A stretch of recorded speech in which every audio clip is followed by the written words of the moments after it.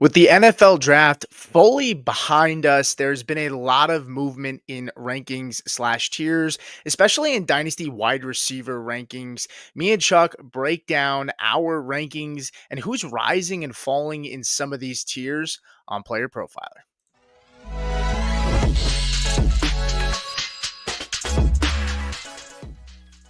Alrighty, Chuck. So let's just get right into it. Gonna go ahead and share the screen here. We have a nice little tier list here, and we always start with the S tier. And me and you had talked before the show, and there's a lot of elite wide receivers, but I don't think it would be fair to put a bunch in the S tier. I think right now you have Justin Jefferson and Jamar Chase here in 1 and 2, only guys in the S tier. Malik Neighbors and BTJ came on very strong last year, but with just 1 year body of work, Jefferson and Chase have done it in back to Yeah. back to back years. So we have him here. Not much of a discrepancy. I have Chase at 1. You have Jefferson at 1, and then flip flop the other way. Yeah, I tried to have some respect for this top two, which we both did, of course. But I mean, going back to 2023, Jefferson was 1, Chase was 2. 2021, Jefferson was 1. Can you guess who the Dynasty wide receiver 2 was in 2021? In terms of like just rankings, or in terms ADP. of full The of for ADP. Yeah. ADP. Yeah. Oh man, Devontae Adams. DK Metcalf coming off Wow. of his best season ever pro. So just to give you some historical context for what goes on with these top spots, it's pretty juicy. I just think that we're looking at two guys that are about as close to Hall of Famers while still being active as you're going to get. On pretty much they've done it. They're young. They're attached to high profile offenses. I don't have to worry about these guys. Not that I have to worry too much about the next group, but with these two, I mean, they're the two most coveted assets in Dynasty, in my opinion. DK Metcalf, right? I mean, really has only had 1 year Mm. inside the top 20 in points per game. And it's Mm. crazy how maybe me and you are just trying to ensure that we don't overreact for some of these guys that have big seasons. Now, I will say BTJ and Neighbors have had a better season their rookie years than DK's ever had. But to Mhm. have him ranked so high is kind of nuts, where we're Yep. not falling for that this time. That's why we have Jefferson and Chase here, who again we talked about have consistently done it on a year-to-year basis. Yep. Now, moving to the A tier, look, we have, for those listening on audio, we have Malik Neighbors at 3, we have BTJ at 4, we have Puka Nakua at 5, and CeeDee Lamb at 6. Now, if you are looking here, the averages, that's what we did this based off of. Chuck had Lamb at 7. I had Lamb at 6. But the biggest discrepancy here is Puka Nakua, who is my wide receiver 3 in Dynasty, and he's your wide receiver 8, Chuck. Is there a reason that you have him this low, or would you even say it's even really low relative to the other guys around him? Yeah, you're splitting hairs a lot with this tier for me. These are all unbelievable players, I think, and they're all part of pretty much what I think are going to be either highly prolific passing offenses or they're supremely talented. He's in a little bit of a mirror. I, for one, think the Devontae Adams signing is pretty crucial for the next 2 years for LA. And then after that, I don't even know if Matthew Stafford's still going to be playing in the league. So I think Puka is a great talent, but as far as projecting what his next, I don't know, 5 years are going to be like versus he doesn't have the talent for me of a Neighbors or a BTJ. I don't know what the quarterback situation is going to be like. These guys, Neighbors and BTJ, just had record-breaking rookie seasons with 30th, 32nd, 37th EPA per pass ranked quarterbacks. I mean, these are guys who I think are going to be foolproof. I love Puka. I think he's always going to be a quarterback's best friend. But if we're splitting hairs here, that's the determining factor. You get Devontae Adams, right? Does Adams weigh into your ranking at all? I mean, when you look at this Rams wide receiver room in the past, we had Cooper Kupp, right, who was on an elite tear for a few years Mhm. there, right? Dealt with some injuries. Now he goes to Seattle. Now we insert another elite wide receiver, but a Hall of Fame wide receiver who has shown that he can still get things done. Does that factor into your ranking for Puka at all? Or is it solely based on the argument that you just gave? Oh, it definitely factors in big time, especially when Garrett Wilson, who, to go back to that 2023 list, was the wide receiver 5 in Dynasty. Devontae Adams eviscerated his production last year. It didn't exist. He was a very highly ranked wide receiver coming into even weeks 8 and 9. And as soon as he got kicking now, was that Aaron Rodgers? Was that, there's a lot of things you could point to and say, yeah, probably. And I'm sure that factors into it some way. But we're talking about a player who is still playing at the top of his game with no signs of slowing down. So I think it's a marriage of both of those for me. So when I look at Devontae Adams, I'm not overly concerned for Puka's productivity. Adams does sign a multi-year contract. You have Matt Stafford there signs a multi-year extension, and you have Puka Nacua, who's young, and I think we've seen a lot from this guy. I mean, 159 targets his rookie season, 106 targets in just 11 games last year. So I'm not overly concerned. I mean, Cooper Cup also was able to, get 100+ targets as well last year, and he missed almost the exact amount of time. I think he might have played one more game, or vice versa. So I think there's enough to go around. I think Puka Nacua, my biggest concern for him is really just the injury risk. I mean, he played up banged up a lot in his rookie season, but didn't miss a game. And then last year we saw him miss 6 games. So that's some of my concern for him. Let's talk about Malik Neighbors, right? Mm. You have him here at 3, just pressing up on that elite tier. He gets Russell Wilson, Jameis Winston in that quarterback room. Now you also add Jackson Dart. Do those quarterbacks being added to the room affect his ranking for you, maybe providing more stability? Or is it just solely because of the production we saw last year? Elaborate a little bit as to why you have him just outside the S tier. So these guys, specifically above Puka, are all guys that I think have maybe a puncher's chance at getting into that S tier. I don't think Puka has that. So that's kind of why I have them up there. I think when you look at, especially for Malik specifically, he had the single greatest target share in the league last year, rookie target record for a wide receiver, all this stuff, with just some of the worst quarterback play. I think we're going to be looking at his floor. Now, that floor could extend for longer than I want, right? I don't specifically have a ton of optimism for the Giants this year. I don't love that they're running everything back. I love it for guaranteed production. But as far as what can the ceiling for a player like him be, I think that cloud's a little bit murky. But I just believe in Dynasty with guys like this, you have to bet on talent, and the situation will eventually come, like we've seen with a lot of these other great players. The reason I think Neighbors regresses in some way, shape, or form. Mm. You alluded to it. Look, we saw one of the best rookie seasons from a target share standpoint. That for a wide receiver ever, if not the best. And when Yeah. I think about kind of maybe a little bit as to what led to that is, game script, right? Like, and being from behind. This Giants team was terrible last year, Mm. and I mean, they were throwing the ball a lot last year. Going forward, they want to run the football a lot more. They were 11th, at least when Daniel Jones was on the field, 11th in pace of play. I think they're going to want to try to run the football a little bit more. I don't Mhm. think they're going to want to, if Jackson Dart does play, maybe back second half of the year, I don't think they're going to want to put him in harm's way and have him throw the ball 30 to 40 times. I also think that this defense is much better, and it's going to keep them in games a little closer where maybe they're not getting blown out, where, Mhm. I'm not sitting here saying Neighbors didn't do it during, when games were slightly competitive, but a lot of their games weren't competitive. And I don't say that this as if I think the Giants are going to be really good this year, but I think the Giants are going to be better than people give them credit for. I don't think they're going to Mhm. be amazing, but they have competent quarterback play. So maybe the quality of targets goes up for Malik Neighbors, but I think the amount of targets comes down slightly. To his benefit, though, they really didn't bring anybody else in that room, Yeah. That's outside of Scatterbill.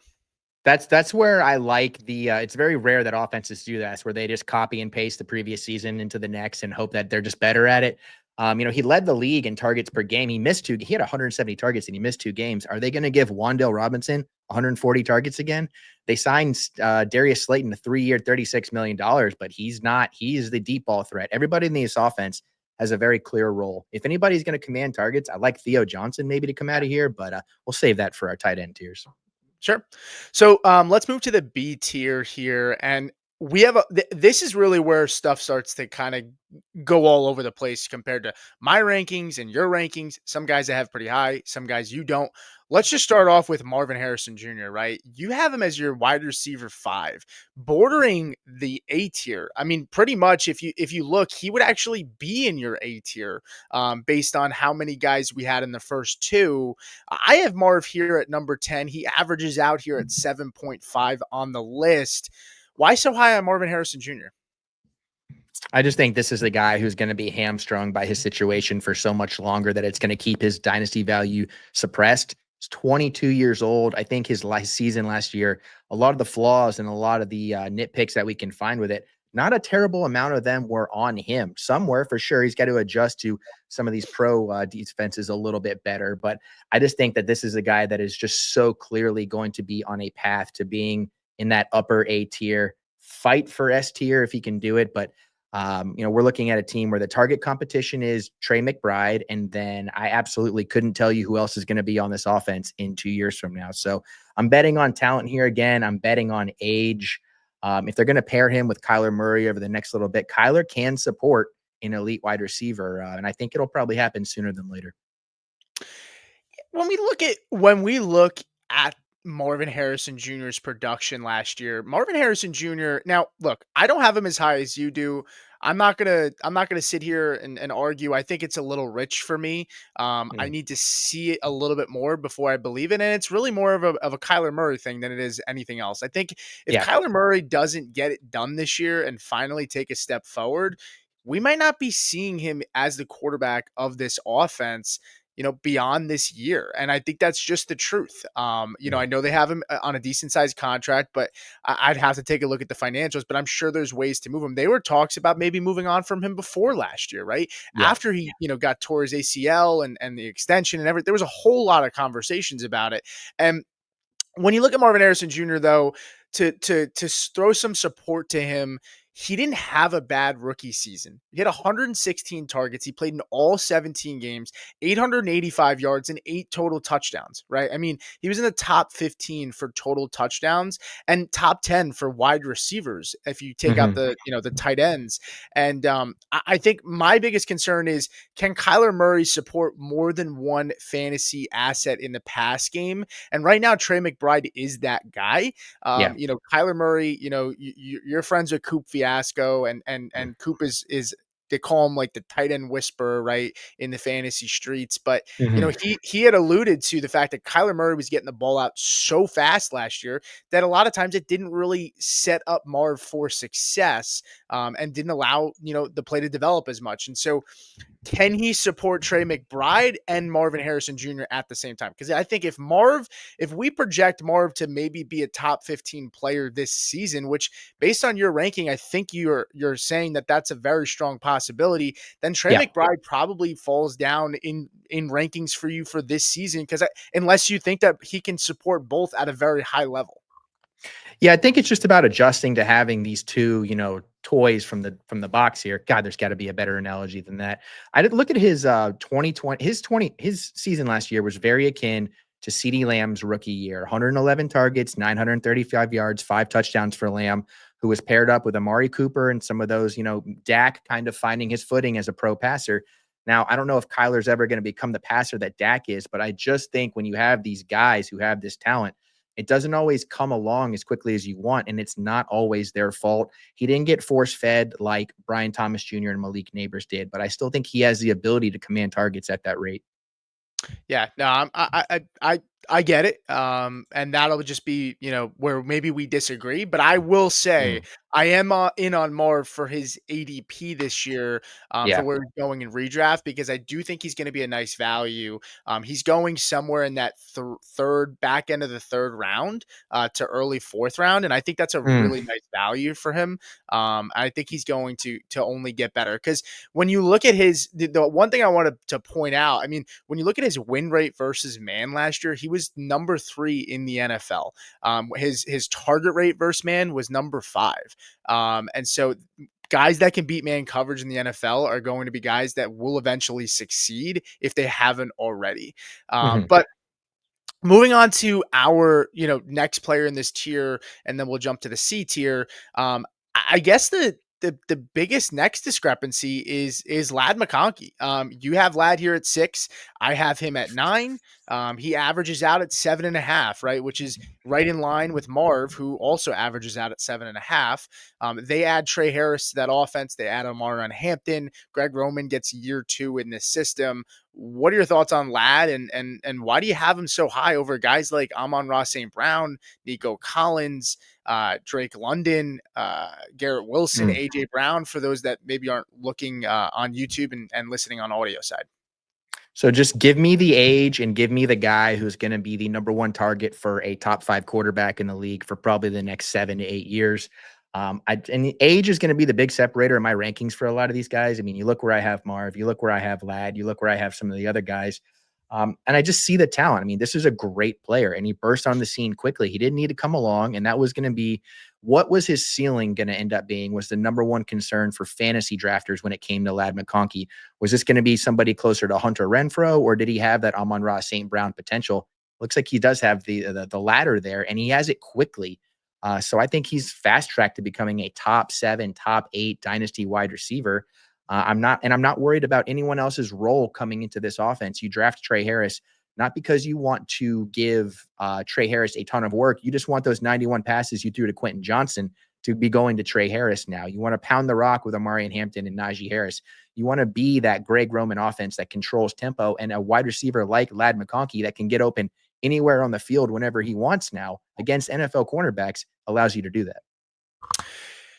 So they bring in Trey Harris, Quentin Johnston, a failed round 1 Mm, wide receiver. Let's just call it what it is, right? I don't think they mhm, spend this draft capital on Lad and Trey Harris in back-to-back seasons if they truly felt confident about Quentin Johnston, who is a mm, freeze, a holdover from the previous regime. Now, what I will say is Quentin Johnston, 91 targets last year. Joshua Palmer is gone. He had mhm. 65. Will Dissly had 64.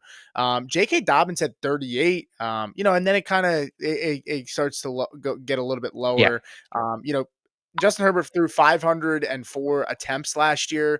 I think there's certainly room for Lad McConkey to probably get, and I would say he's likely going to get somewhere around that 120 to 130. I don't think he gets more than 130 just because of Trey Harris. Najee Harris has shown he could be a good pass catching back, and Amara Hampton has really soft hands, and I think he's going to get the ball as well in the pass game. But the vacated targets with Josh Palmer at 65, Quentin Johnston's not getting 91 targets again this year. It's just not happening. I think with those two guys, there's certainly room for Lad and Trey Harris to, I think Trey Harris maybe gets close to 100 targets. He might not get there year 1. But I think Lad McConkey, as you said, I mean, I think sometimes we look at receivers like Lad, who we all just assume is a slot receiver, but he can play outside as well. And we think, oh, he's capped. He's got to be capped, right? And I mean, he's a gritty white guy, right? So it's like, when's the last time we've seen a white wide receiver be really good in Mhm. Dynasty outside of Cooper Cup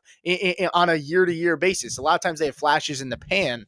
I mean, heck, look at Hunter Renfrow, who might end up getting a starting job for the Carolina Panthers this year. Yeah. Um, So so we're gonna do our first ever risers and fallers gentlemanly bet here, and we This is West. It's a gentleman's game. Make a gentleman's bet. can decide the stakes. It can be a beer, it can be a coffee, it can be something even better. I guarantee you that Lad McConkey will have 150 targets this year. I'll take it. I'll All take it. right. Barring I hope it injury, happens. 150 targets. Especially you just look at last year, how limited the offense was designed with Justin Herbert coming back from his summer injury. Those first 4 or 5 weeks of the season, Justin Herbert was playing closer to a Brock Purdy type than he was who he was. And then from week 7 on, he was the quarterback 7 for the rest of the year. I think we're going to get that latter half of the year, Justin Herbert, for a full season. And I think that you have a rookie coming in as a pass catcher. You have a bunch of ancillary players who are still adjusting to the offense. Got one dude who is already a great player in that offense, and I think they're going to spam the hell out of him. Hey, it's a fair argument. It's definitely a fair argument, but I'll take that bet because I mean I'd be pretty happy if that ends up happening. Now our second biggest discrepancy, and then we'll move on to the next tier, and we Mm-hmm. won't spend too much time on this one, but it's AJ Brown. You Mm, have AJ at wide receiver 12. I have him at wide receiver 15. Tell me a little bit about AJ Brown. If you have him still as a low end wide receiver one in Dynasty, I have him just outside a fringe wide receiver one, high end wide receiver two. Yeah, I just think that there's maybe only 2 receivers in the league that are better than AJ Brown, and that's our S tier guys. I think there's a few that maybe are as good as him, but I just think he's a perennially underrated player. He's still only 27 years old, and the way that he plays the game is going to translate into his next 4 or 5 years. He doesn't dominate with just pure speed or athleticism or anything like that. He's just very good at just about everything. He wins deep down the field, he wins in the intermediate, dominates short routes, very physical guy. So I just think that he's shown that he is the alpha in there. I know they have Devonta Smith, but he's capped out Devonta Smith's ceiling pretty significantly for what the 6th overall pick in the NFL could be. So I feel pretty good about him. I feel like he could, he's been in trade rumors here and there. I don't think it matters what team he's on. He's dominated on the Titans. He's dominated on the Eagles. I just think this is a surefire bet for a guy who's probably no worse than the wide receiver 7 in any given season, barring injury. So the tush push no longer going to get banned unless something else happens. I have no idea how the NFL they continue to move this vote around, and now they said they're going to do a vote where it's just like important people only, maybe trying to get Jason Kelsey out of the room. So I don't really care if it was going to get banned or not. I didn't really expect much drop off for any of the guys in that room. But when you look at AJ Brown, has consistently been healthy outside of last year. He missed 4 games, but he played 17 and 17 in back-to-back years. Missed a couple of games here and there, but not too many. No major injuries. And he's finished on a points per game basis as 12th last year, 8, 24 and 6, and then 30 his rookie season. He's had 1,000 yards in every single year outside of 2021, where he missed the most games of his career 4, which he also missed last year 4. So he tied the most games missed. And he was a little bit down in terms of touchdowns. It was the lowest in his career with 5. But he's consistently showed us 3 straight years he's a wide receiver 1 in points per game. And he had a lot of really strong games last year. I mean, wide receiver 7, wide receiver 3, wide receiver 6 to open the gate the first 3 games of the season. And I think the offense tried to kind of figure things out a little bit more. They tried to get Saquon more involved, and they were trying to get more of an identity. And he kind of fell off for a decent stretch of games. And then he ends up finishing the season pretty strong. Wide receiver 2, wide receiver 3. That was actually in the playoffs. But we have it here loaded in player profiler. So it just kind of, but it's still 21 fantasy points technically against Washington in the playoffs, but obviously we don't count those. But yeah, I love AJ Brown. I actually just moved AJ Brown for Ladd McConkey straight up. So that would indicate, based on your rankings, you would say that would be a win for me, right? Yeah, definitely. I mean, you're talking about, points come in all variety of forms. I think you're trading the 1A, or you're trading the alpha in one offense for the alpha in another. It just so happens that the other one is not going to be on the team that runs the ball more than anyone else in the league. Yeah, that's fair. All right, let's scroll down a little bit. And if you want to move down on that sheet for the viewers, we have in the C tier, JSN here at 15.5, Higgins at 16, tied with Tet McMillan at 16, Rashi Rice at 16.5, Chris Olave at 18, Travis Hunter at 19, and Roma Dunze at 20. Again, this is averaging out. We did a top 40 here, and it's just the average of both of our picks. Now, let's start off here in the beginning of the tier, looking at Tet McMillan, and you have him at 19. I have him here at 13. But a little bit of if you're on the audio side and if you were paying attention, Travis Hunter is 5 spots below for you. So talk to me, do a little bit of a combo here. Talk to me as to why you have Tet, so low. And then also you have him higher than Hunter, but Hunter doesn't even crack your top 20. Yeah, so Tet, there's a lot of mobility in this tier for me specifically. A lot of these guys are going to have, in the next couple of seasons, probably going to go up, probably going to go down. Not quite sure yet. So you could maybe call this my question mark tier. You've either got guys who have a shot at being a solid number 1 for a long time, and you have guys who are probably going to be capped out at being a very good number 2 on their offense for a long time. Your Hunters, your Higgins, your Odunzes. Now, Odunze could, break the mold there. Of course, DJ Moore moves on. But, I think there's an opportunity for a lot of these offenses to pivot either which direction. Tet is an interesting one for me. I think Tet could certainly jump up and be, we've been comping him to a Mike Evans, to a Drake London. I think he could very easily next year even be one tier up. But for Travis Hunter, for me, I just don't think Travis Hunter is ever going to be as good as a pass catcher as Brian Thomas Jr. is. And so that caps his ceiling. Now he could very easily pump up for that. But, for the most part, I'm looking for alphas in my offenses. He's an elite athlete, but is he going to be an elite wide receiver? The jury's still out for me on that. And with how deep the wide receiver position is, I'm okay having him a little bit pumped down in my ranks. Yeah, I mean we're in alignment at least in terms of Tet over Travis Hunter. Mhm. I think people, throw out the Calvin Johnson comp for, when's the last time a wide receiver was drafted this high in the Mhm. NFL draft. But I think the thing that people keep crossing their wires on is he was drafted that high because he plays the cornerback position as well at an elite level. I think Yeah. the thing with Travis Hunter is there is some route refinement for him, right? He's a really good athlete. And this is not to allude to, I know there's tons of clips going around if you're on X or Yeah. Twitter for his route, but Yeah. I mean, the truth is he's a great athlete. That's why he got Mhm. drafted there, right? But he didn't get drafted there because he was just like solely because he was a wide receiver. Because if he was solely a wide receiver, I don't think he would have went that high. I don't think a team would have traded the capital that they did to go move up and get him. And so I think there's some confusion there. And to your point, Brian Thomas Jr., I think is a better wide receiver Mhm. than Travis Hunter. And I think if they were in the same draft as just raw wide receivers and not taking into account Travis Hunter's cornerback eligibility and play, I honestly think I would probably have Brian Thomas Jr. higher. I liked Brian Thomas Mhm. Jr. a lot. I had him ahead of Dunze last year and behind Marvin Neighbors.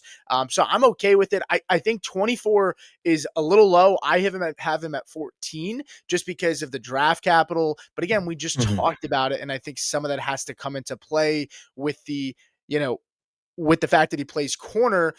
The other thing I wanted to mention is people talk about the T. Higgins and Jamar Chase thing. And I think we need to understand that like T. Higgins and Chase play with a quarterback who is top 5 in the NFL. Trevor Lawrence has been nothing but a disappointment, and there's continuity Mhm. in that offense on the Bengals. There's constant shifts going Yeah. back and forth with the Jaguars, and I don't know. I think the offense will be good, but let's not just assume because T. Higgins and Jamar Chase can be supported in that way that means that we can definitely see that kind of production from BTJ and Yeah. Travis Hunter.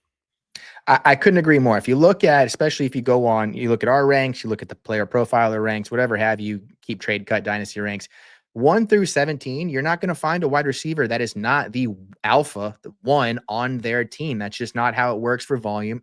It's not how it works for dynasty. And I've got guys above him that I think maybe don't have the elite talent ceiling that he could potentially have one day, but that I know are going to spam their team in target leaders. Rashee Rice, Chris Olave, Ted McMillan potentially, JSN, Adunze could potentially get there, but I'm looking for guys on my fantasy team that are going to lead their team in targets, are going to lead their team in touchdowns, and probably not piss me off. Jacksonville Jaguars have pissed me off a lot, but if they didn't have Brian Thomas Jr. in there, I might feel differently. Look, that defense is awful. And their secondary is not very good either. I mean, if there's Mhm. a possibility that a guy goes down in that secondary, people might be very aggravated that Travis Hunter is now Mhm. playing more snaps on defense than we assumed. Mhm. Let's move on to our final two tiers here. We got the D tier first. It's going to start off with Devonta Smith, who averaged out at 22, Terry McLaurin, who averaged out at 25, then Devontae Adams at 25, who we both had ranked at 25, DJ Mhm. Moore at 26, shared with Zay Flowers, who also graded out at 26 on average. And then Jalen Waddle and Brandon Ayuk, who also graded out as a 26.5 on average. There's some discrepancies here. That is for sure. The biggest or the first one I'd like to talk about is Terry McLaurin. You have Mhm. him ranked at 20. I have him ranked at 30. You Mhm. have Terry McLaurin ranked higher than Travis Hunter, and I think you alluded to the fact that Alpha on his team. I have Terry ranked at 30 because of age and the fact that I just think Washington's going to eventually add more to the room, right? And get some elite talent there at some point, Mhm. maybe in next year's draft. So I'm projecting for that. And I think Yeah. there's some regression coming for Terry than from what we saw last year. He scored a lot of touchdowns. Yeah, this one for me is where we start to get into like, okay, I have to reward some of these guys for their 3-year window and maybe not their 7, 8 year window. And I mean, Terry is poised to go on a run here where he could be in the top 5 in fantasy for the next 3 years easily. I mean, and he's going to have a lot of competition for that. There's no doubt. But the structure of this team, who's running the offense, who else they have at pass catchers, if they end up the Debo thing, you're right. After this year, they can maybe get a little funky with it. But is this a front office? They haven't gone out and made splash moves like I think a lot of them expected to. I don't consider Debo a splash move. I think it maybe maintains the floor. Maybe some of those targets aren't going to Diami Brown, but are those going to be better targets this year? I can't say for sure. I gotta love, sometimes you just gotta love these guys for who they've been and reward them for who they can hopefully be. Terry, Devontae Adams, DJ Moore. And then you compare that to a guy like Devonta Smith, who I'm a little lower on. I just don't think Devonta Smith is as critical to the Eagles offense. He's maybe the 4th banana, and that's behind Brown, that's behind Barkley, and that's behind Hurts. So I got to penalize him a little bit for that, even if it's not his fault.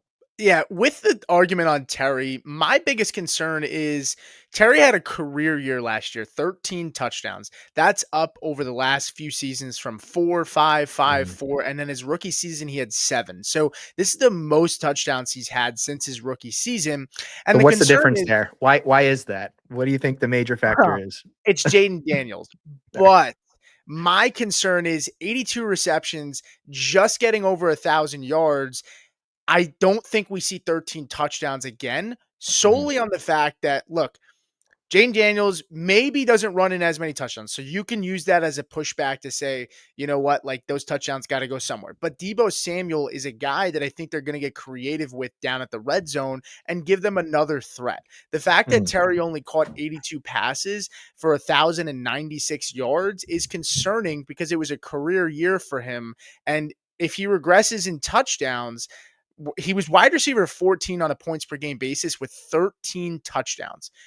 I just worry that we get some regression there and we don't get much of a bump up in volume because this is a Mhm. run heavy offense and they add Debo Samuel in the mix. I'm concerned that he comes down to earth a little bit. Mhm. But I think, he definitely deserves to be somewhere in that 20 to 30 range for sure. Um, Yeah. Go ahead. No, I like him to I'm a big historical guy, so I'm comping him. We're going to have a second year of Cliff Kingsbury here, right? Second year of Cliff Kingsbury in Arizona. DeAndre Hopkins, they bring him in 1,400 yards, 6 touchdowns, not a whole lot of target competition. Both of them were 29 years old. I'm just looking for my copy paste. Who's it going to be this year? Who's it going to be that year? I still think it's within realm of possibility. Okay. That's totally fair. Mm, Let's talk about one more guy and then we'll jump to the next tier and we'll close out mm, because we're at the 33-minute mark here. Yeah. Day Flowers, you have ranked at 32. Mm, I have him ranked at 20. He averages out at 26. So we have a 12 spot discrepancy between the both. The largest in this tier might be the largest on our entire list. Actually, no, that's actually Chris Godwin, who we'll get to next. But Zay Flowers, Yeah. why so low? Is it the volume? Is it DeAndre Hopkins being there? You're afraid he's going to lose some touches, or what? Why Zay Flowers there? It's a couple things. One, I'm just so gun shy to be excited about a Ravens wide receiver after all the years of punishment and torture. So it's not necessarily maybe a whole lot of his fault. I guess I'm just not positive how good Zay Flowers is compared to Rashad Yeah. Bateman. So I don't really know who the best pass catcher is on this offense. And this is an offense that's Mm. kind of wishy-washy with its passing. It's incredibly efficient. Lamar, could have been an MVP just as easily again last year, coming off of the one before that as well. So I'm not necessarily worried about anything as much as it is. I don't know if this is an offense that's just going to ever pepper one dude. They really like to spread the ball out. They like to beat you in a multitude of ways, and that's great for winning football games. But when it comes to teams like this, I kind of just want the cheaper guy who maybe still might get me 80% of Zay's production, and that's Rashad Bateman for me personally. So high on him again this year. And this is another one where I could look like an idiot in a year from now when Zay's out there getting 8, 9 targets a game, as we see Mark Andrews come down a little bit. So egg on my face is very much a possibility, but I just don't feel terribly good about it. Yeah, I mean, look, I actually think Terry and Zay Flowers are very similar in just the fact that the types of quarterback styles that are Mhm. throwing the football and the types of offenses. You look at their stats. I mean, very close on yards. I mean, Zay Flowers had 1,059. I think Terry had like a couple yards off of that, Mhm. and pretty much identical receptions. You had 74 for Zay Flowers this year. The biggest difference is Flowers only scored 4 touchdowns, where Terry scored 13. And Zay Flowers plays in an offense with Derrick Henry, who's going to score a ton of touchdowns unless the age cliff happens, and Lamar Jackson. So I totally get it. I just more of a talent thing, betting on talent. I think Zay Flowers is really good. And I totally understand having him low. I don't think 32 is the right spot. I think that's a little Mm. steep for him, but I can also agree that I might be a little high on him at 20. Yeah, and I think that of all the guys on here that we've talked about today, you're not gonna find really any argument from me on that one. Okay, let's close it out with the E tier. I'm going to read off the list, and then we'll talk about the one discrepancy here. Mm. So Chris Godwin here at averaging out at 30 with Igbuka, who also averages out at 30. Then you have Matthew Golden at 31, Jamison Williams at 31 and a half, Mike Evans at 33, Jerry Judy at 33 and a half, DK Metcalf at 33 and a half as well. Then you have Luther Burden here at 34. Ricky Pearsall here at 34 and a half, Jordan Addison here at 36, Jack Besh at 37 and a half with Tyreek Hill, Josh Downs at 38, as well as Jaden Higgins sharing that 38 spot. Oh man, there's a lot of guys we could talk about here. Mhm. Let's start with Chris Godwin.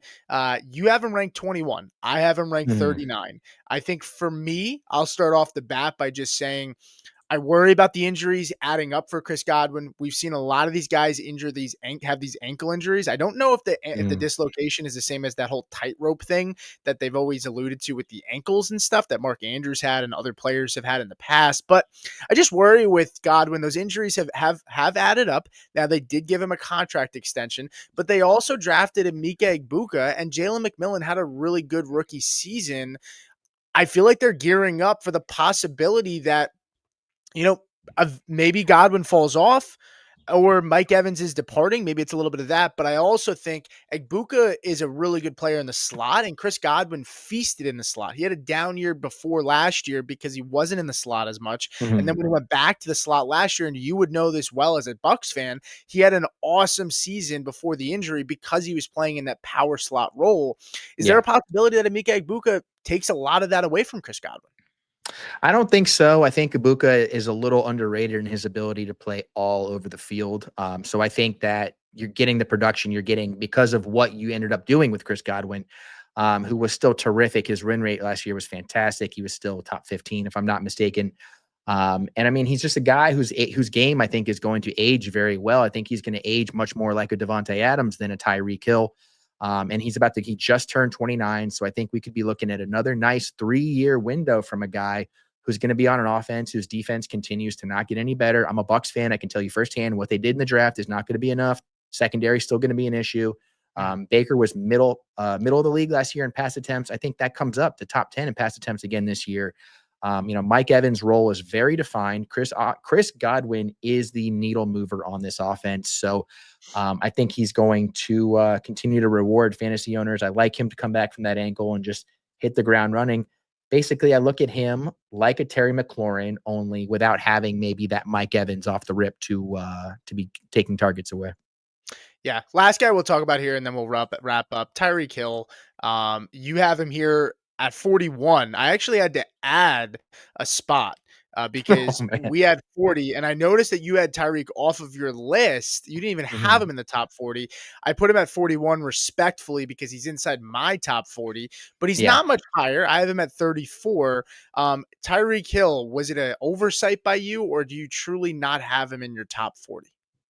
Think I'm just so used to him being a celebrity now as opposed to a football player with all the headlines and all the stories and everything like that. I'm just kind of done. I had my fun with him. I don't want to see him. His slide is coming and it's coming pretty quickly. And I don't want to be caught holding the bag when it does. I could still see him, phoning in like a wide receiver 17 season this year. He played every game last year and had his worst season as a pro. Now I know that Tua missed what 6 games, and their backup was a quarterback that is closer to I don't know. Let's just say a not very good Bagging quarterback out groceries there. like Yeah, Kurt Warner. seriously.